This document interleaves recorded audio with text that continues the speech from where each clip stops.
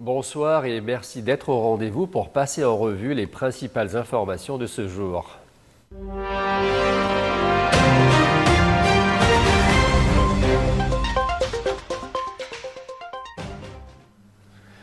Un drone israélien a pris pour cible cet après-midi un véhicule de type Renault Rapide dans la ville d'Al-Mash'ab, blessant une personne travaillant dans l'installation de fenêtres en aluminium. À l'aube, l'aviation israélienne a ciblé le centre de Nakoura. Une maison préfabriquée et des véhicules de la défense civile ont été atteints. De l'autre côté de la frontière, la localité de Betula a été brièvement mise en alerte suite à la détection de tirs de roquettes. Fausse alerte, ont précisé les autorités israéliennes peu après. Un message fort du président de la République, Joseph Aoun, a été adressé aux institutions sécuritaires.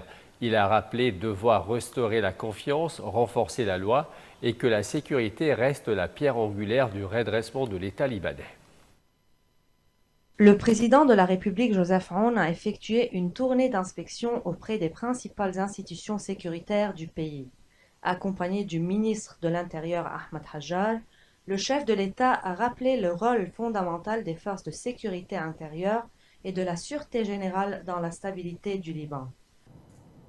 عملوا مصلحة لبنان ما تعملوا مصلحة لا أي حزب ولا أي سياسي ولا أي طائفة ولا أي مذهب. هيدا القانون بتنفذوا القانون، هاي مصلحة قوى الأمن الداخلي ولبنان بتنفذوا مصلحة قوى الأمن الداخلي ولبنان. إذا الوضع الأمني ممسوك وضع البلد بيكون مرتاح. Votre allégeance doit aller exclusivement au Liban, a-t-il martelé, appelant à résister à toute ingérence politique ou confessionnelle. À la sûreté générale, il a insisté sur la transparence, la discipline et la coordination entre services, en particulier à l'approche des élections. Les directeurs des forces de sécurité intérieure et de la sûreté générale ont salué le soutien présidentiel, tout en alertant sur les conditions de travail difficiles et les défis à venir.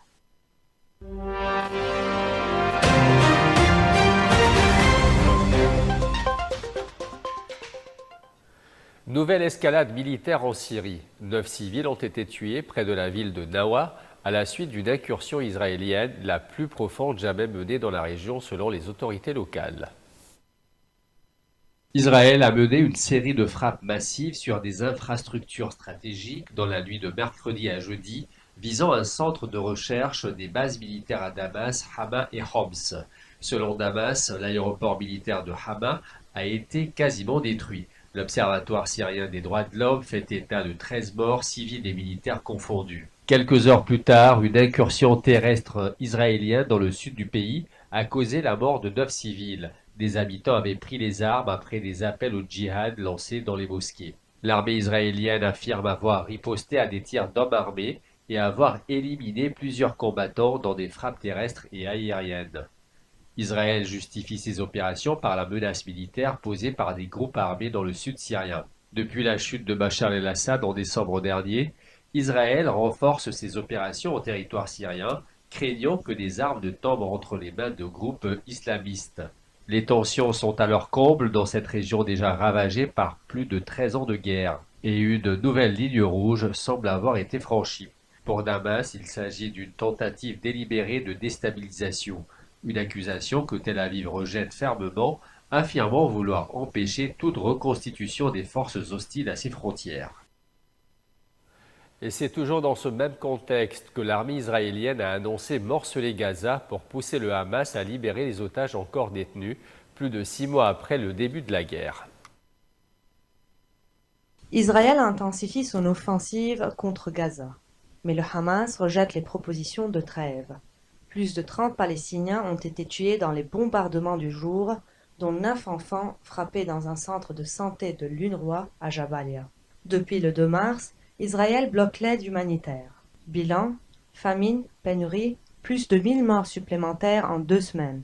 Le secrétaire général de l'ONU, Antonio Guterres, se dit choqué par les attaques contre les convois humanitaires. Une guerre, selon lui, sans limite. Gaza, ville assiégée entre bombardements, isolement et silence international. Au cœur de la campagne tunisienne, un vrombissement d'ateliers résonne. À Sananja, près de Manouba, Yassine Khelife transforme un déchet en or, ou plutôt en énergie. Avec sa start-up BioHeat, cet ingénieur convertit les phytura résidus du pressage d'olive en briquettes de chauffage, une alternative écologique au bois dans un pays en proie à la déforestation. On valorise un déchet abandonné pour produire une énergie propre et réduire notre dépendance au gaz et au pétrole, explique le fondateur de BioHeat, Yassine Khelifi. 600 tonnes produites cette année, dont 60% exportées vers la France et le Canada. Les utilisateurs tunisiens saluent un produit plus propre, économique et même savoureux pour les pizzas. Un projet à fort impact environnemental salué par les experts, moins de CO2, moins de pollution et plus d'emplois locaux.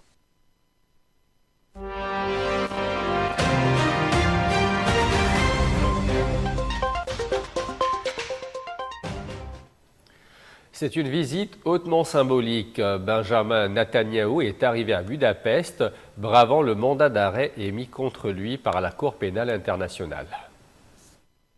Accueilli avec faste par Viktor Orban, son allié de longue date, le Premier ministre israélien débute sa première tournée européenne depuis le début de la guerre à Gaza. Accusé de crimes de guerre, Netanyahou trouve en la Hongrie un refuge politique. Budapest, qui remet en question l'autorité de la Cour pénale internationale, envisagerait même de s'en retirer. Un geste qui choque les défenseurs du droit international, rappelant que la Hongrie est juridiquement tenue de coopérer avec la Cour. Cette visite intervient en pleine tourmente pour Benjamin Netanyahou. Tension avec la Cour suprême, enquête de police et conseiller en garde à vue. Entre isolement diplomatique et alliance controversée, le Premier ministre israélien mise sur Budapest pour reprendre le contrôle de sa scène internationale.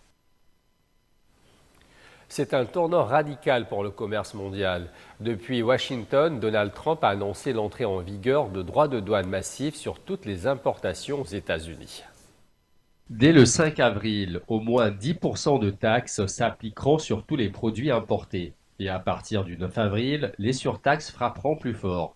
34% pour les produits chinois, 20% pour ceux de l'Union européenne et jusqu'à 46% pour le Vietnam. Pour Trump, il s'agit d'une déclaration d'indépendance économique, mais la Banque centrale européenne et de nombreux économistes alertent.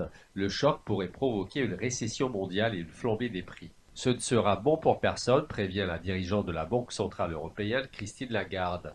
Le Japon fulmine, le Royaume-Uni temporise, l'Union européenne promet une riposte d'ici fin avril. Trump parie sur le bras de fer, convaincu que le monde cédera face à l'Amérique. Reste à savoir si ce nouveau deal mènera à la prospérité ou à la tempête. L'âge d'or promis débute sous haute tension.